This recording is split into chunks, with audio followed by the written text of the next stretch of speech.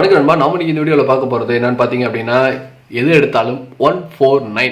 So இந்த ஒரு மண்டபத்தில் நான் வந்து 12 டம்ளர் வந்துட்டு வாங்கியிருந்தோம். ஸோ அந்த 12 டம்ளர்னு சேர்த்து 149 தான். ஸோ கூட்டி கழிச்சு பார்த்தோம் அப்படின்னா ஒரு டம்ளர் வந்துட்டு ஒரு 12 ரூபா கிட்ட தான் வந்துட்டு வருது. ஸோ வாங்க அந்த டம்ளர் எப்படி இருக்குது அப்படிங்கிறத பார்த்துருவோம்.